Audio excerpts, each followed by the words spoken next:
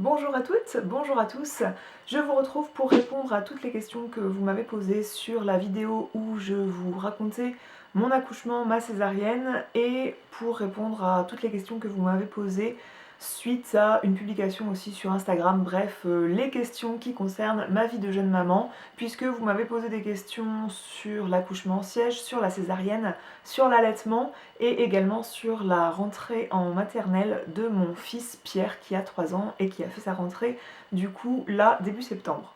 Laissez-moi prendre 30 secondes déjà pour vous remercier pour tous vos messages super sympas que vous avez pu me laisser sur les réseaux sociaux. Sur tous les réseaux sociaux, vous m'avez laissé des messages de bienvenue pour Juliette, des messages hyper adorables et je vous remercie d'être là et je vous remercie pour votre bienveillance et votre sympathie. Ça fait chaud au cœur de recevoir plein de messages comme ça. Je vais pas commencer à pleurer, mais je vais répondre à vos questions. Je vais commenter un commentaire qui est de Sophie Chacha qui dit « Très beau récit, c'est marrant, c'est totalement différent de la façon dont tu en parles sur le blog ». Et j'ai répondu à cette personne que en fait c'est la forme qui est différente puisque on s'exprime pas toujours à l'écrit comme à l'oral, et moi c'est mon cas, et à l'écrit j'ai laissé peut-être passer encore davantage de sentiments, mais le fond de l'histoire était tout à fait le même, c'est juste la forme qui change.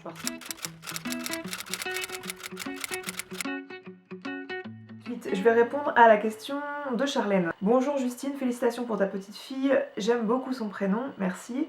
J'ai accouché par césarienne parce que ma fille était en siège aussi et je l'ai extrêmement bien vécu. On m'a opérée en urgence, je n'ai pas du tout souffert et j'aimerais comprendre quel est le choix d'accoucher naturellement en siège. Je ne juge absolument pas et je respecte ta décision bien sûr. Chaque expérience reste propre à chacun. Est-ce que certaines femmes se disent qu'elles ont été courageuses et qu'elles ont accompli quelque chose d'avoir accouché dans une forte souffrance? J'espère que ma question ne choque pas. Je te souhaite plein de bonheur, Charlène.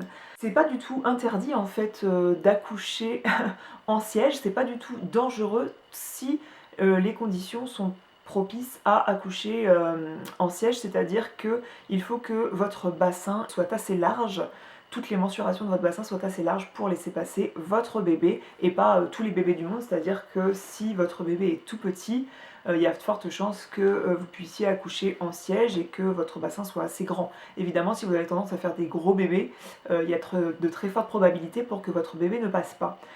Moi, j'avais fait un pelvis scan, c'est-à-dire qu'on avait mesuré les dimensions de mon bassin et je pouvais passer un bébé, c'était probable, mais pas un bébé trop gros non plus. Donc ma fille faisait 3 kg 115 à la naissance et 52 cm et on a mesuré, dès que je suis passée en travail, on a mesuré le périmètre crânien pour savoir si elle passerait et du coup c'était possible de la passer. On m'a fait une écho aussi pour voir comment elle était positionnée. Elle était bien positionnée pour accoucher en siège. Sachez que c'est une croyance et des craintes populaires de croire qu'on ne peut pas accoucher en siège aujourd'hui, bien au contraire. D'ailleurs, vous êtes nombreuses à avoir commenté sous la vidéo, sous mes différents articles depuis que je vous annonce que Juliette était en siège, vous êtes nombreuses à avoir commenté que vous aviez accouché en siège.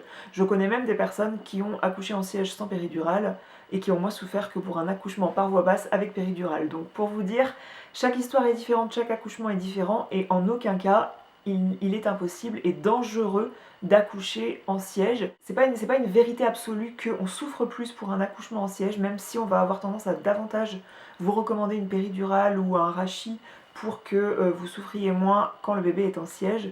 Mais c'est pas une vérité absolue qu'on souffre plus aussi si l'enfant est en siège, pas du tout. C'était pas une fierté de maman, c'était pas du tout ça en fait de vouloir accoucher par voie basse sans péridurale, mais je vais y répondre par la suite puisqu'il y a des questions qui rejoignent cette question-là par la suite. Une autre personne me demande est-ce qu'on met une sonde urinaire pour la césarienne? Comment te dire? Alors oui, à partir du moment où vous êtes opéré, que vous êtes en bloc opératoire et qu'on vous a endormi le bas du corps, bien sûr qu'on vous mettra une sonde urinaire. C'est pas du tout douloureux puisque vous êtes sous péridurale ou vous êtes sous anesthésie, donc évidemment vous le sentez pas. Et même quand l'anesthésie passe et que ensuite vous avez la sonde urinaire, et même quand on vous la retire, ça ne fait absolument pas mal. Et est-ce que c'est avilissant? Je suis pas sûre. Mais sachez qu'en tout cas si vous accouchez par voie basse avec péridurale, moi j'ai pour souvenir d'avoir eu une sonde urinaire. On va passer aux questions de la vie selon Zaza. Tout d'abord, félicitations pour la venue de ta petite Juliette, merci. Moi, pour ma part, ma fille, mon premier bébé est prévu pour début octobre et bizarrement, je ne ressens aucune pression par rapport à l'accouchement. Je crois que je veux tellement qu'elle sorte et que je sois libérée que je m'en fiche un peu de la manière que c'est fait. Alors évidemment, si je pouvais avoir un accouchement par voie basse avec péridurale, ce qui est prévu sans aucune complication, ce serait l'idéal. Mais si ça devait finir en césarienne, je ne me sentirais pas moins femme pour autant ou frustrée pour ça. Bon, en vrai, je spécule totalement puisque c'est lorsqu'on est confronté à une chose qu'on connaît réellement notre réaction. Je verrai donc le jour de l'accouchement. Gros bisous. J'ai déjà répondu à Zaza, je ne connais pas ton prénom, je suis désolée, mais je vais faire une réponse publique à son commentaire. D'ailleurs, une fois que j'ai eu commenté son commentaire, elle m'a dit de ne pas le prendre mal et je ne l'ai pas pris du tout mal, mais faut savoir que je ne voulais pas accoucher sans péridurale, je ne voulais pas accoucher par voie basse pour me sentir plus femme, pour me sentir plus mère, pas du tout, pas du tout, et je pense que la majorité des femmes qui veulent accoucher par voie basse, c'est pas du tout ça. Déjà, dans ton commentaire, tu dis « j'ai tellement hâte qu'elle sorte ». Moi, je fais partie des personnes, si vous lisez mon article qui s'appelle Ma Juliette, l'article où j'ai décrit l'accouchement, moi j'ai vraiment eu le contre-coup de l'accouchement. Là, j'ai eu vraiment cette descente d'hormones qui fait que je pleurais pour un rien et j'ai vraiment eu, et je l'ai encore, cette nostalgie du gros bidon, cette sensation de vide. Et aussi, quand c'est le deuxième enfant, en tout cas, moi, c'est très probable à 99,9% que ce soit ma deuxième grossesse et ma dernière grossesse. Eh bien, c'est très triste en fait pour moi de savoir que mon ventre n'accueillera plus jamais de bébé puisque moi, j'ai beaucoup aimé être enceinte. Donc, par rapport à ton commentaire où tu dis que tu as hâte qu'elle sorte, moi, j'avais pas du tout cette hâte-là parce que je trouvais, j'ai adoré être enceinte. D'ailleurs, je vous avais fait un article pour la grossesse de Pierre. C'était 5 ou 6 raisons pour lesquelles moi, être enceinte, j'ai adoré. En l'occurrence, la deuxième grossesse a été un peu moins simple, mais j'ai adoré tout autant être enceinte. Et il y a une communication avec l'enfant, il y a un lien avec l'enfant qui se tisse quand on est enceinte, qui est exceptionnel, hors du temps, qui est inexplicable. Et voilà, moi j'avais pas envie que ça s'arrête. J'avais pas hâte qu'elle sorte par n'importe quel moyen, comme toi tu peux avoir hâte déjà. Bien que j'avais tout à fait hâte de la rencontrer, c'est naturel. Ce que j'ai expliqué dans mon commentaire, c'est que quand on est anesthésié, quand on est sous péridurale, par voie basse ou par césarienne, on n'est plus la personne qui pousse, on n'est plus la personne qui dirige la chose. Et on a la sensation, moi c'est la sensation que j'ai eue, que mon corps n'avait pas assuré, que mon corps avait lâché prise, que mon corps s'était dérobé. Et c'est cette sensation qui m'a fait beaucoup pleurer, déjà, d'une part, et la sensation de ne pas être actrice de mon accouchement et d'être spectatrice. Et c'est ce qui se passe quand on est en césarienne, bien que c'est moi qui ai mis au monde ma fille, c'est moi qui lui ai donné la vie, mais j'étais les bras en croix sur la table, on m'a même attachée. Je sais pas s'ils m'ont fait ça parce que j'ai eu une crise de panique, mais en tout cas moi, ils m'ont attaché les bras et ils ont sorti mon bébé, je ne sentais rien. Et c'est ça en fait qui fait que les femmes ne veulent pas accoucher comme ça, parce que on n'est plus acteur de l'accouchement mais spectateur. Et c'est cette perte de connexion avec son propre corps que, à mon avis, on ne veut pas quand on met au monde un enfant et quand on a connu l'accouchement par voie basse aussi. Et moi, j'ai connu l'accouchement par voie basse avec péridurale et je peux vous dire que j'ai pas apprécié en fait cette perte de connexion avec mon enfant. En fait, j'ai eu l'impression que juste à temps qu'on me mette la péridurale, c'est moi qui disais quand j'allais pousser, c'est moi qui lui disais de descendre, etc. Et j'ai eu l'impression que quand on m'a mis la péridurale, j'avais perdu cette connexion-là, ce lien avec mon enfant, et le fait de ne pas avoir senti que la tête sortait, etc., eh bien ça m'a fait quelque chose. Et c'est pour ça, en fait, que les femmes veulent accoucher sans assistance, veulent accoucher de façon physiologique, c'est pour pas perdre cette connexion avec son enfant, c'est pour pas perdre le contrôle de son propre corps qui nous appartient, c'est notre corps, et on veut pas enfanter dans la douleur, on veut pas souffrir pour souffrir. On veut en fait contrôler la chose. C'est peut-être les personnes qui sont un peu contrôle fric comme moi qui veulent ça, mais cette sensation de césarienne, ça m'a fait que je prenais plus part à mon propre accouchement en fait. C'est ça le problème, et je me suis pas sentie moins femme, je me suis pas sentie moins mère. J'ai senti que mon corps lâchait, que mon corps se dérobait, et peut-être que sur le moment j'ai trouvé que j'avais démérité, mais c'est pas le cas, j'en ai conscience. Et bien sûr, il y a la peur de l'acte chirurgical, puisque comme je disais avant, pour un accouchement où on vous met une péridurale, où on vous met on vous fait une césarienne sous anesthésie, eh bien on vous met une sonde urinaire, on vous injecte un produit, on vous ouvre le corps pour une césarienne. Il y a toujours un risque, même s'il est minime, d'infection, donc bien sûr que l'acte chirurgical fait peur. C'est pas anodin de se faire opérer, et je sais bien qu'il y a des gens qui se feraient opérer pour tout et n'importe quoi sans problème, mais moi passer sur la table, c'était pas mon souhait en fait.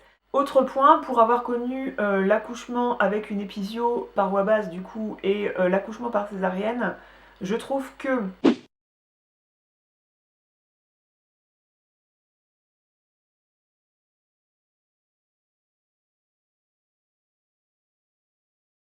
objectivement l'épisio m'a fait mal, m'a fait plus mal que la césarienne, mais ça m'a fait mal moins longtemps. Alors que là, c'est pas que j'ai très mal, mais les suites d'une césarienne sont quand même différentes. Déjà, je vais avoir la rééducation du périnée comme un accouchement voie basse, même si mon périnée a moins souffert que si j'avais accouché par voie basse, et aussi je vais avoir une rééducation abdominale, puisque après la césarienne, j'ai vraiment la sensation, et je pense que ça c'est universel, les abdos morphent beaucoup plus parce que bien sûr on ouvre, on écarte votre sangle abdominale, hein, donc c'est pas anodin en fait tout ça, c'est ça qu'il faut se dire.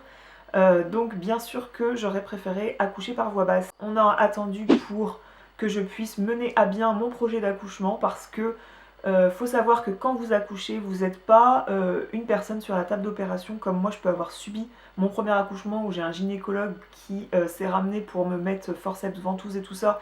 Il s'est même pas présenté, il a fait comme si j'étais pas là. Et bien ça doit pas se passer comme ça tout simplement. Vous pouvez exprimer vos souhaits en fait quand vous accouchez. C'est pas rien d'accoucher, c'est pas rien de mettre au monde un enfant et vous pouvez prendre part à comment ça va se passer. Je me retrouve avec une cicatrice qui fait une vingtaine de centimètres sur le pubis, c'est quelque chose que moi seule verra et mon partenaire bien sûr.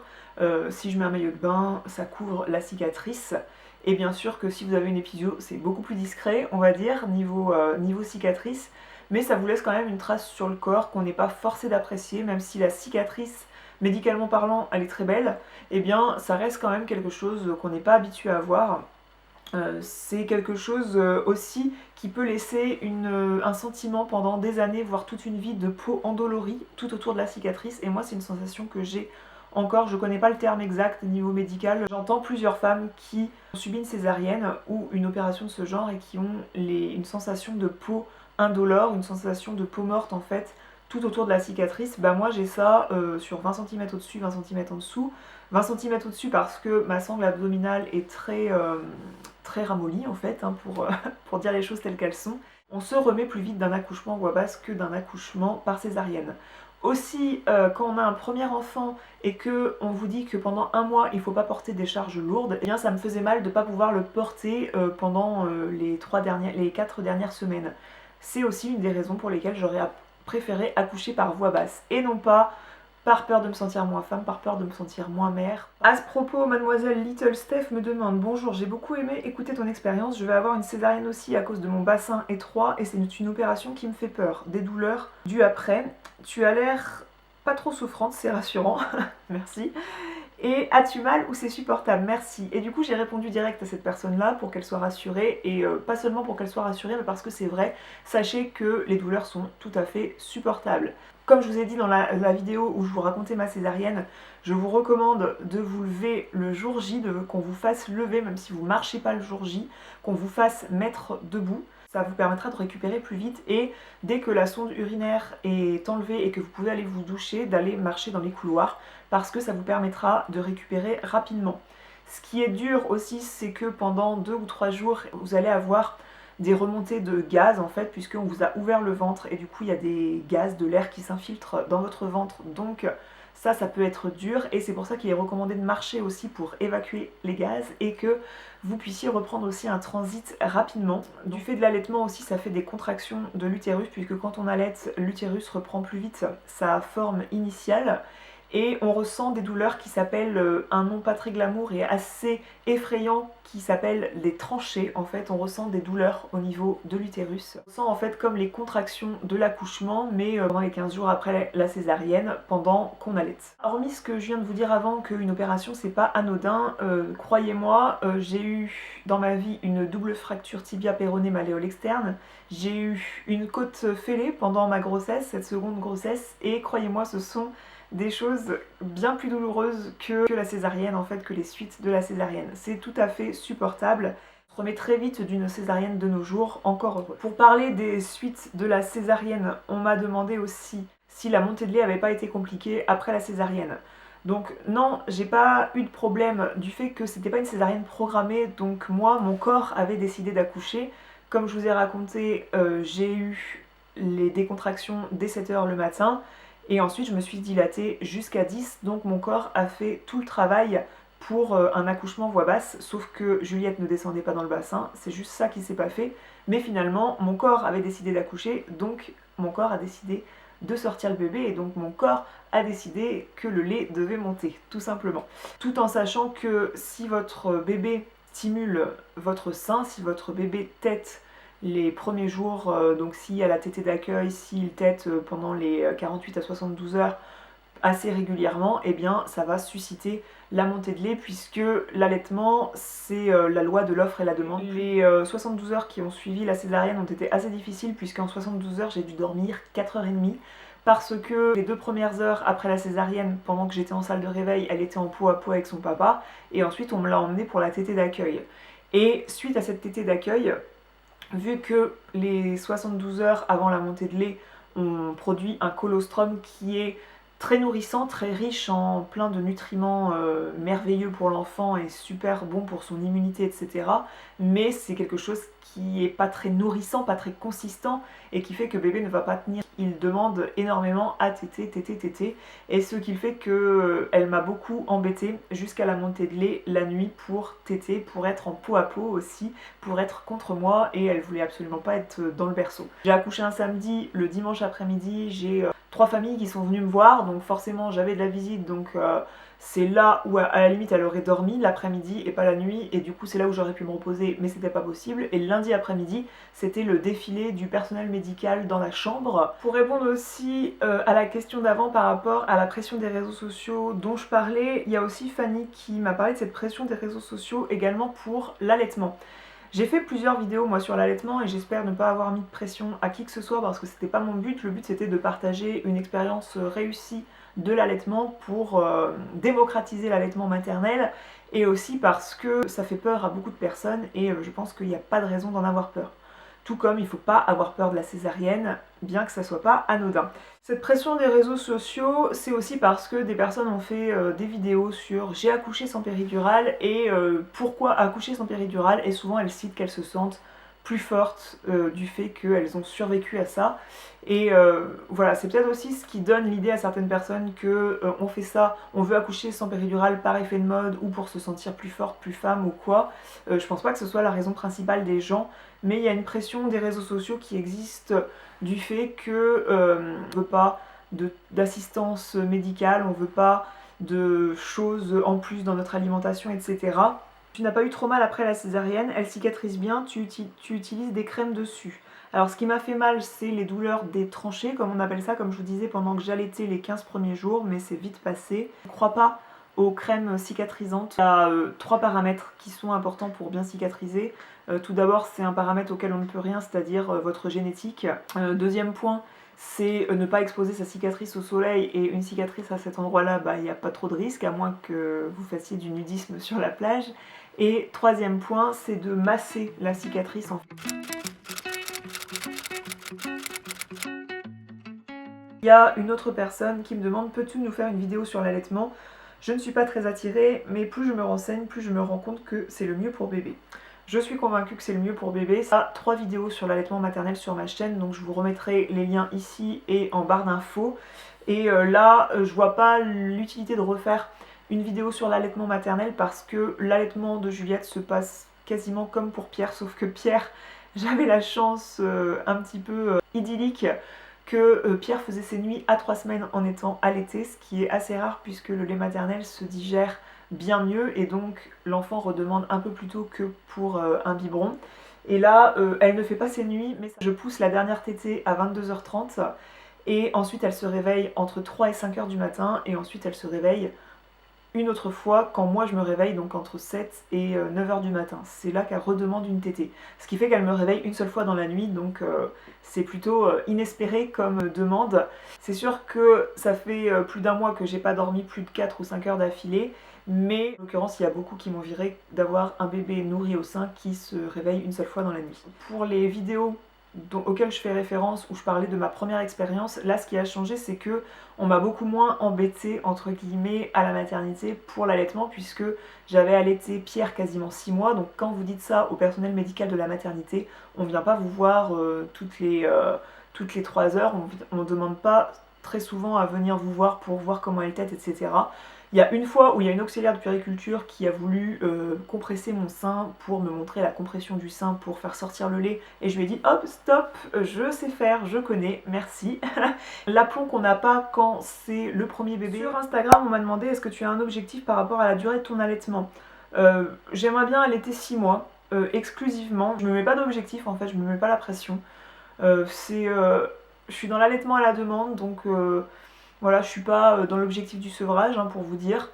J'ai envie d'allaiter 6 mois. As-tu des inquiétudes pour le bain, l'habillage, ou as-tu repris facilement tes marques? Alors c'est dingue, moi j'ai repris mes marques tout à fait facilement, c'est-à-dire que je trouve que j'étais plus timide dans l'habillage. On a plus peur de le casser, on n'a pas l'habitude de tenir des nourrissons évidemment. Et là, même si j'avais perdu l'habitude de tenir un nourrisson, eh bien, je sais que ça s'est passé avec Pierre et je ne l'ai pas fait tomber, je ne l'ai pas cassé, etc.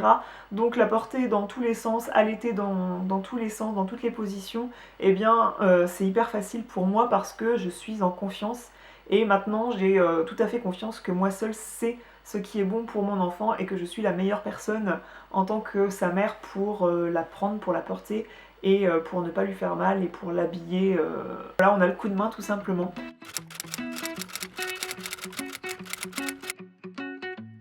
On m'a aussi demandé plusieurs fois dans quelle pièce dormait Juliette, donc la nuit elle dort à côté de moi pour faciliter l'allaitement, dans un landau à côté du lit, et la journée elle dort dans sa chambre, ou sur moi, ou dans le porte-bébé. Et Marie qui demande portage, et si oui, mode de portage plus produit bébé.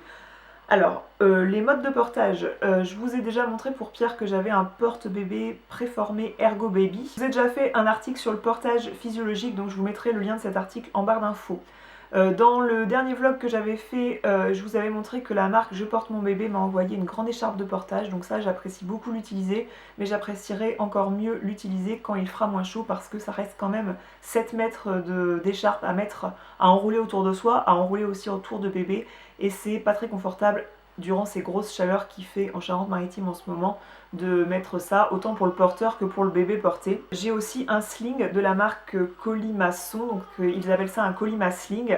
Je l'ai choisi, c'est encore la marque qui me l'a offert, mais je l'ai choisi, donc j'ai choisi la teinte qui est une couleur sable, donc du coup ça attire pas trop le soleil. Moins solide niveau portage, et moi j'ai commencé à la porter à 4 semaines, puisque aussi pour les suites d'une césarienne, eh bien je me sentais pas de mettre une bande en fait sur mon ventre. Donc là, 3 semaines après la césarienne, je me suis mieux sentie à l'aise pour porter bébé avec un porte-bébé. Le sling, c'est ce qui me paraît être le plus pratique en ce moment. Quand je mets Juliette dans la nacelle dans la voiture, j'ai pas forcément envie de descendre le châssis de poussette pour aller conduire mon fils à la porte de l'école maternelle. Je la mets dans le sling et du coup elle est vite déchargée de la voiture entre guillemets, et je peux aller porter Pierre à l'école très rapidement, très facilement, avec Juliette dans les bras qui va rester calme du fait qu'elle est au contact de mon corps. Pierre fait des kilomètres et des kilomètres en draisienne quand on va se promener dehors, donc ça peut être agréable de marcher un peu plus vite en prenant un porte-bébé plutôt qu'une poussette. Donc oui, j'ai une poussette en plus des porte-bébés, parce que moi je fais pas partie des gens qui pensent il faut porter, il faut absolument pas de poussette. Non, moi je pense que la poussette c'est pratique dans certains cas, le porte-bébé c'est pratique dans d'autres cas, et que si on a mal au dos, si on a envie de décoller un petit peu bébé de soi, eh bien la poussette est pratique. Est-ce que j'arrive à me reposer un peu entre les tétées nocturnes et le réveil certainement matinal du grand? Pour les horaires des tétées, je vous en ai parlé, donc ce qui est difficile pour moi c'est de me coucher à 22h30, puisque à 22h30, 22h, quand elle tète à 22h, j'ai pas forcément envie de me coucher à cette heure-ci, et pourtant il faudrait dormir quand bébé dort. Donc étant donné que mon grand est couché, eh bien c'est bien de me coucher à 22h30, mais en l'occurrence j'ai tendance à me coucher à 23h30. Marilyn me demande aussi lesquels produits bébé j'utilise sur bébé. Alors je pense qu'elle parlait des produits de soins. J'utilise quasiment rien. Au début je la nettoyais que à l'eau pour les fesses avec soit l'eau du robinet, soit de l'eau thermale que je mettais sur un coton. Et elle a commencé à avoir les fesses irritées, donc je suis passée au liniment à ce moment-là. Sinon, voilà, j'ai un gel douche corps et cheveux de la marque Mustela pour prendre son bain. Mais pour moi, le bain de bébé à cet âge-là, c'est pas tous les jours puisqu'elle ne se salit pas. Pierre est-il jaloux ou curieux? Pierre n'a pas été du tout jaloux, il n'a pas montré de signes de jalousie comme je vous disais, il a plutôt montré des signes de surexcitation. Et je pense que c'était une façon de montrer qu'il était là. Il a été curieux par rapport à l'allaitement, il a voulu toucher mon sein, il a voulu voir de près sa bouche qui tétait, mais il m'a pas du tout demandé à voir le lait qui sortait. Enfin, il l'a vu, mais c'est pas parce qu'il me l'a demandé. Et en aucun cas, il m'a demandé de téter mon sein, pas du tout. Et il n'a pas manifesté de signes de jalousie. Parfois, il veut être dans les parages, en fait, tout simplement, et il veut toucher sa tête, parfois un peu trop souvent. C'est assez lourd, mais vaut mieux réagir très positivement face à ça parce que c'est comme ça qu'il va vite s'en désintéresser et passer à autre chose. Moi, c'est ce que je vous recommande. Ça sert à rien de lui dire stop, arrête, de montrer des signes de stress. Parce que moi, c'est ce que j'ai fait le lendemain, enfin, dès qu'on est arrivé à la maison, c'est un petit peu mon comportement que j'avais parce que j'étais très fatiguée. Et c'est ce qui faisait qu'il était encore plus dangereux, j'ai envie de dire, encore plus à toucher sa sœur, à vouloir la porter, etc. Alors que si vous lui laissez la toucher une fois, deux fois, trois fois, vous lui donnez dans les bras, etc. C'est comme ça qu'il va vite ensuite passer à autre chose. On va se promener dans la rue, par contre il voudrait arrêter tout le monde pour présenter sa petite sœur, pour dire que sa petite sœur s'appelle Juliette. Aurore me demande, c'est du travail, mais est-ce qu'une morning ou night routine serait possible? Pas du tout. Pas du tout parce que comme tu l'as dit, c'est du boulot et que j'ai pas la maison, la vie et des enfants assez grands pour pouvoir permettre une morning routine. Avec un peu plus de recul quand tu en auras, la vie avec 2 enfants, pas trop fatiguée. Oui, je suis fatiguée puisque Pierre est rentré à l'école lundi et qu'on est encore dans l'allaitement à la demande. Elle n'est pas hyper calée d'allaiter toutes les 3 heures. Elle dort pas forcément toujours le matin, mais elle dort bien l'après-midi, donc c'est là que j'arrive à faire pas mal de trucs. Donc pour parler de notre organisation, Pierre va à l'école uniquement le matin. Je l'emmène à 9h le matin, je vais le chercher à midi. Et il est très content de sa rentrée, il a envie d'y retourner. On est mercredi aujourd'hui 5 septembre et demain jeudi 6 septembre, il a très envie de retourner à l'école.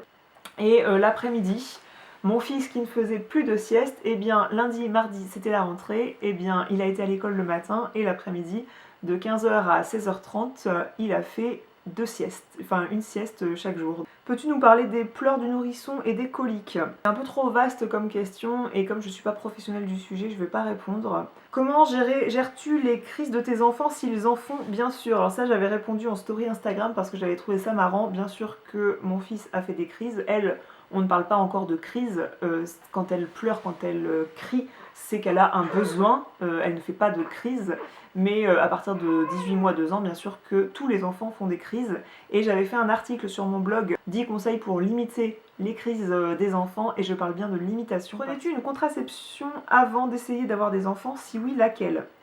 L'arrêt a-t-il provoqué chez toi des effets secondaires? Alors j'étais sous pilule. L'effet secondaire chez moi de l'arrêt de pilule, c'est que je prends 3 kilos avant de tomber enceinte. La suivante, c'était idée menu pour enfants, les assiettes de Pierre, merci. Ça, j'ai répondu aussi directement en story Instagram parce que c'était le jour où j'avais publié un article sur mon blog, 7 menus de secours, donc des idées repas que je peux réaccommoder à toutes les sauces avec différents légumes. En l'occurrence, je ne souhaite pas que faire un plat spécial pour mon enfant. Hors de question, on n'en sort plus sinon de faire 36 repas pour 36 personnes à la maison. Il n'y a pas d'assiette pour Pierre. Pierre mange comme les adultes à la maison. Peux-tu garder tes loulous par une nounou ou vont-ils en crèche? Donc pour répondre pour Pierre, puisque là évidemment que personne ne la garde, Pierre a été dans une MAM à l'âge de 16 mois. Je vous mettrai le lien de l'article sur ce passage, sur ce cap en barre d'infos.